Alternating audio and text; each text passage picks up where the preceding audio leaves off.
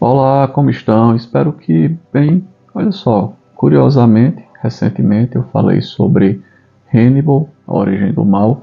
Resolvi voltar a resenhar algumas obras literárias por aqui e comentei este livro, que seria o último livro escrito com o personagem Hannibal, pelo Thomas Harris. Mencionei que gosto de todos os livros, né, da quadrilogia do Hannibal, e também indiquei a resenha deste aqui, Silêncio dos Inocentes, que eu tenho resenhado por escrito no meu blog.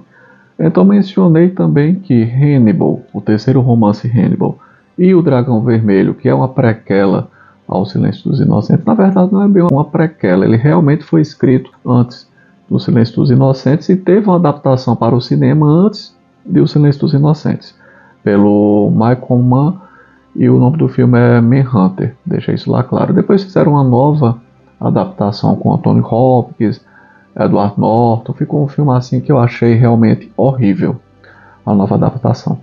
Mas em resumo, destaquei que li esses dois no meio físico e que li os outros no meio digital. No caso eu li aqui no Kobo. Aqui eu tenho o Hannibal e aqui eu também tenho o Dragão Vermelho. Curiosamente, eu estava querendo falar sobre Hannibal, este livro Hannibal, já que eu tenho a resenha escrita do Silêncio dos Inocentes, e já falei sobre Hannibal Rising, Hannibal, A Origem do Mal, em um vídeo anterior. E ficaria faltando apenas falar sobre Dragão Vermelho, fechando assim o ciclo de resenhas. Então aconteceu algo curioso, eu quebrei a mão, é tipo uma sincronicidade.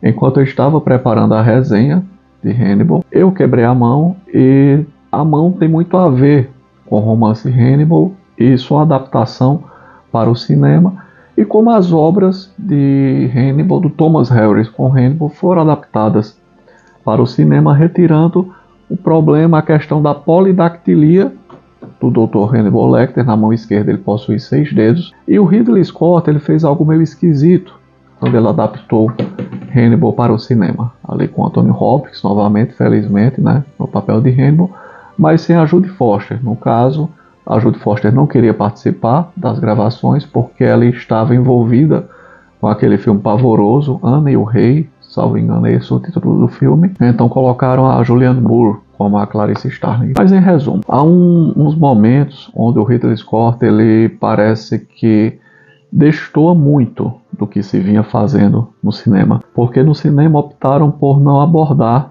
a polidactilia do Dr. Hannibal Lecter. Tanto que em Manhunter, o Brian Cox, que interpreta o Hannibal, ele possui os 5 dedos da mão esquerda normal. Em O Silêncio dos Inocentes, o Anthony Hopkins também.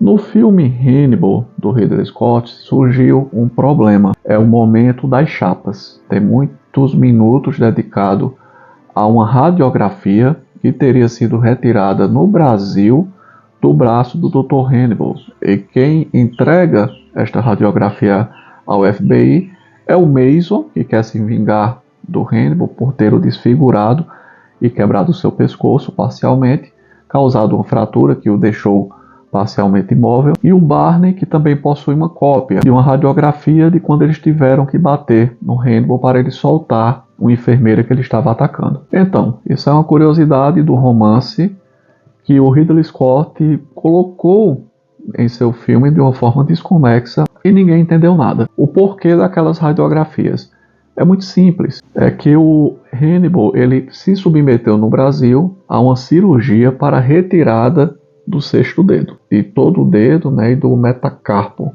aqui da continuidade, para ficar com a mão aparentemente normal e não ser notado, tão notado assim, em alfândegas, portos, onde quer que ele passasse para poder driblar as forças policiais, seguranças de aeroportos e por aí vai. Então, o Mason conseguiu aquela chapa de uma cirurgia no Brasil, lembrando que no final de O Silêncio dos Inocentes, o Hannibal foge para o Brasil.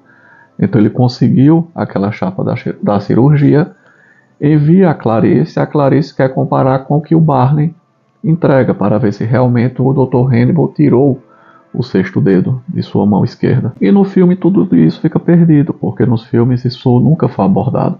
Esse aspecto da polidactilia a gente vê como às vezes se faz uma lambança, né, na adaptação de algumas obras literárias para o cinema, porque se mostra algo que está na obra escrita, mas que não tem qualquer conexão com a mitologia desenvolvida no cinema. Então é uma falha curiosa que eu iria comentar quando eu ia falar do Hannibal, do terceiro livro, fazer essa resenha. Aí curiosamente quebrei a mão aqui no quinto metacarpo, precisei colocar um pino. Não doeu, o acidente em si não doeu, é bem curioso, só percebi que tem alguma coisa estranha porque esse dedo ficou muito baixo.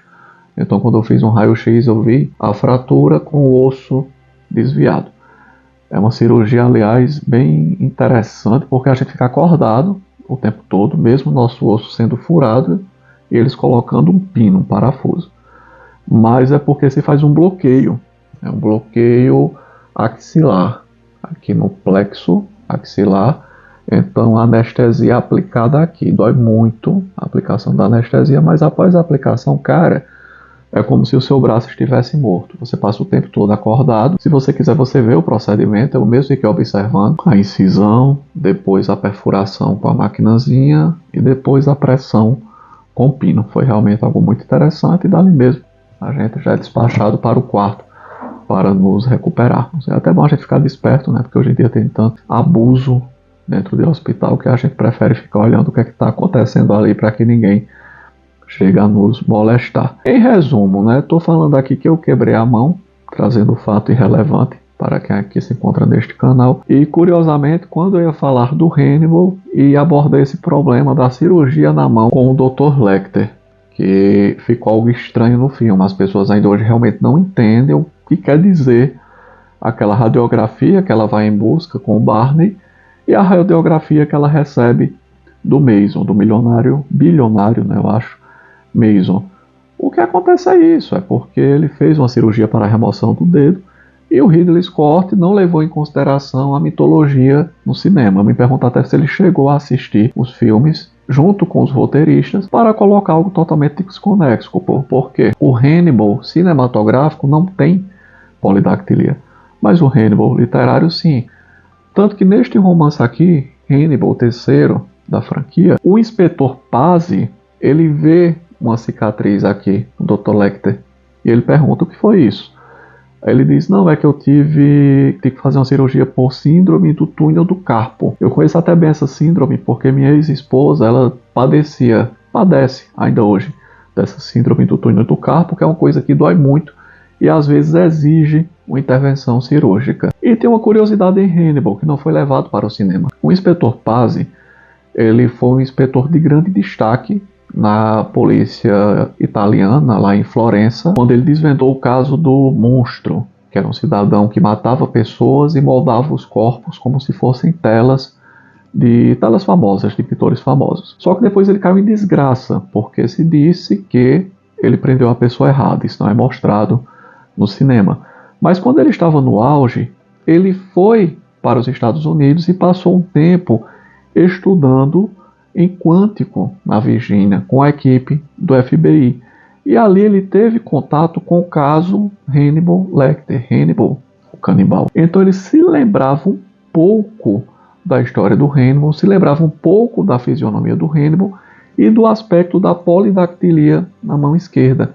É assim que ele descobre, num disparo alimentar, um gatilho mental, que o Dr. Fell no cinema, né, que é mostrado como Dr. Fell, e aqui também, que é o curador do Palácio dos Capone, da biblioteca, na verdade é o Dr. Hannibal Lecter. Daí que eu tiro que o romance foi muito mal adaptado pelo Ridley Scott para o cinema. Se eles tivessem seguido este livro aqui mais à risca, teria dado um baita filmão, cara, eu creio. E aliás, até mesmo pelo desfecho, porque no Hannibal literário, a Clarice Starling, ela se rende, ela acaba finalmente se rendendo ao Dr. Lecter. Ela não vai naquele confronto final, onde ele tem que decepar a mão. Aliás, no cinema também tem um final alternativo, onde ele não decepa a mão. E ela prefere se render realmente aos encantos do Dr. Lecter e seguir por aí, pela vida, com ele, vivendo escondida, porque ela percebe que o sistema onde ela está inserida O FBI, o governo americano, o Departamento de Justiça são corruptos. O objetivo de seus parceiros às vezes parece ser mais puxar o tapete do outro para não ver sucesso profissional. Tanto que ela é muito aqui perseguida pelo Crandall, né? Interpretado no cinema pelo Ray Liotta, porque ele nutre uma insatisfação muito grande por ela ter resolvido em O Silêncio dos Inocentes o caso do sequestro da filha da senadora. Ele desde aqui ele tem um ranço com a Clarice porque ela conseguiu salvar a vida da senadora. Ele preferia que a filha da senadora tivesse sido executada pelo Buffalo Bill se não fosse ele que tivesse resolvido o problema. Ele também tinha uns galanteios para cima da Clarice e ela sempre o rejeitou. Na época ele era casado, depois aqui ele já está solteiro no livro subsequente. Mas é bem curioso assim como a adaptação ela foi feita de uma forma truculenta e pessoas que assistiram ao filme Hannibal ficam sem entender algumas coisas. Por exemplo, essa coisa da radiografia, que não faz sentido algum no cinema, mas faz aqui no romance, em razão da polidactilia, do grande ranço que o representante do Departamento de Justiça possui contra Clarice Starling, e é porque ele queria que a filha da senadora tivesse padecido, porque não era para Clarice ter resolvido o crime, era para ele, junto com a polícia de Memphis, ter conseguido algum resultado e ali conseguido alguma ascensão profissional maior. E tudo isso ajuda a Clarice a ficar desestimulada cada vez mais com o sistema, com o establishment do qual ela faz parte, porque ela se sente como se não estivesse resolvendo nada, e quando ela tentasse resolver, sempre vem alguém ali e puxa o tapete dela. E é isso, e muitos elementos aqui também do romance Hannibal foram utilizados, muito bem utilizados, no seriado, na adaptação pelo Brian Fuller, né, para a TV com Mads Mikkelsen, até mesmo o nome de algumas lojas, de alguns empórios de comidas, delicatessen, perfumarias, que estão na série, que não estiveram na adaptação cinematográfica, estão aqui neste romance. Como a própria existência também do Mason, né? E aqui se fala muito do seu hábito, que no cinema não mostra, que ele gostava de colocar lágrimas em vinho onde ele ia tomar, lágrimas até de crianças, né? Ele era um abusador. Ele faz isso com a irmã no seriado, guarda papelotes de algodão com lágrimas para colocar em vinho e tomar. Isso é mencionado aqui, não foi mencionado na adaptação cinematográfica, mas foi mencionado na adaptação para a TV. Em resumo, eu iria fazer aqui uma resenha mais completa do filme, iria fazer algo que eu costumava fazer aqui no canal, do livro às telas, mas acabei me perdendo aqui para falar mais do meu acidente, que curiosamente, né, dessa sincronicidade, quando eu ia preparar uma resenha do Hannibal, eu quebrei a mão e precisei fazer uma incisão também, no mesmo local onde o Hannibal fez uma incisão, mudando apenas a mão, a minha direita, no caso do Hannibal, a mão esquerda. É isso, vou ficando por aqui, talvez posteriormente eu fale mais sobre esse romance, mas fica aqui pelo menos uma curiosidade, né, para os fãs de Hannibal do cinema. Quem não entendeu aquela coisa do raio-x é porque isso é explicado no romance. Não no cinema não tem nenhuma lógica se mostrar aquelas radiografias do braço do Dr. Hannibal Lecter. Grande abraço para vocês e até a próxima. E cuidado com as suas mãos.